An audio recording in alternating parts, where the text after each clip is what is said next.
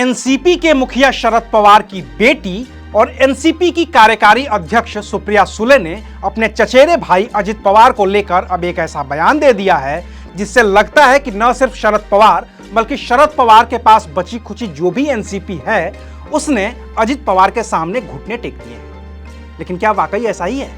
क्या वाकई शरद पवार ने अजित पवार के सामने घुटने टेक दिए हैं, या फिर यह पूरा खेल ही शरद पवार का ही रचा हुआ है जिसमें अजित पवार सिर्फ मोहरे पर हैं ताकि वो फ्रंट फुट पर आकर बीजेपी का साथ दे सके और अपनी मजबूरी का हवाला देकर शरद पवार भी भतीजे अजित पवार के साथ ही नजर आए।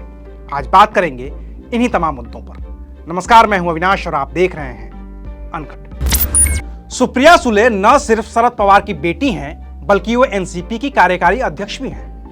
पद के लिहाज से बात करें तो सुप्रिया सुले ही शरद पवार के बाद पूरी पार्टी में नंबर 2 हैं। लिहाजा उनकी कही गई बात का वजन भी है और उसके राजनीतिक मायने भी। तो सुप्रिया सुले ने कहा है एनसीपी में कोई टूट नहीं हुई है। अजित पवार पार्टी के वरिष्ठ नेता हैं जिन्होंने पार्टी से अलग रुख अपनाया है।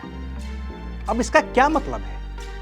यही ना कि अजित पवार अब भी एनसीपी में ही हैं और एनसीपी एक ही है।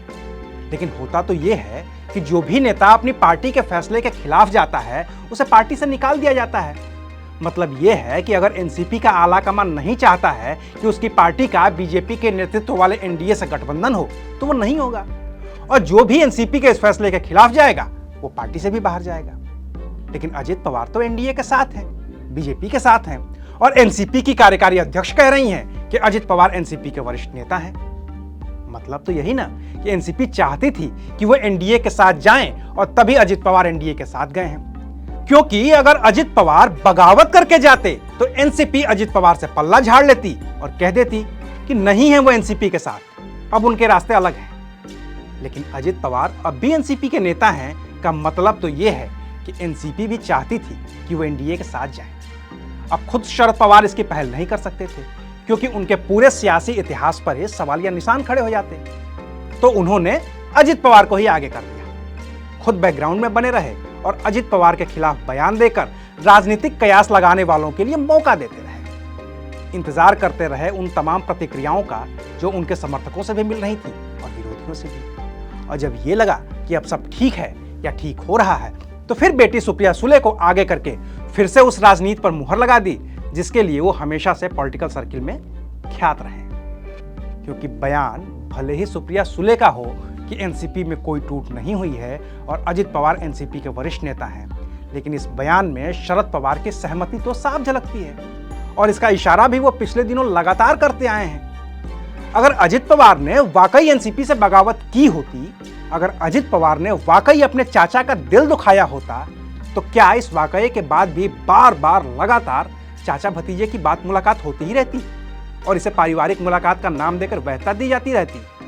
अगर वाकई शरद पवार की बीजेपी से इतनी ही दुश्मनी होती तो वो उस मंच पर मौजूद रहते जहां प्रधानमंत्री मोदी को बाल गंगाधर तिलक सम्मान से नवाजा जा रहा था। अगर वाकई शरद पवार को बीजेपी का इतना ही बड़ा विरोधी बनना था और भतीजे अजित के खिलाफ इतना ही आक्रोश था तो फिर चुनाव आयोग में वो शिकायत क्यों नहीं आगे बढ़ पाई जिसमें अजित गुट और शरद गुट दोनों ने अलग अलग पार्टी पर अपना अपना दावा ठोक दिया था। जाहिर है कि ये सब दिखावा ही था और सही वक्त का इंतजार था जिसमें क्रिया प्रतिक्रिया हो जाए। और जब सब क्रिया प्रतिक्रिया हो गई तो शरद पवार ने एक आखिरी टेस्ट करने के लिए वाया सुप्रिया सुले वो बयान दिलवा दिया जिसमें कहा गया है कि एनसीपी में कोई टूट नहीं हुई है और अजित पवार पार्टी के वरिष्ठ नेता हैं। यह बयान भी एक लिटमस टेस्ट है अपने समर्थकों और अपने विरोधियों की नब्ज टटोलने का, जिसमें शरद पवार माहिर हैं। मुंबई में होने वाली इंडिया की बैठक से ठीक पहले इस तरह के बयान के बाद जाहिर है कि प्रतिक्रिया होगी और शरद पवार भी ऐसी प्रतिक्रियाओं का इंतजार ही कर रहे होंगे जिन्हें परखने के बाद वो अपनी ओर से कोई आखिरी बयान देंगे जिसे अंतिम सत्य के तौर पर पेश किया जाएगा। तो अभी के लिए बस इतना ही, फिर मिलेंगे नई खबर के साथ। देखते रहिए अनकट। शुक्रिया।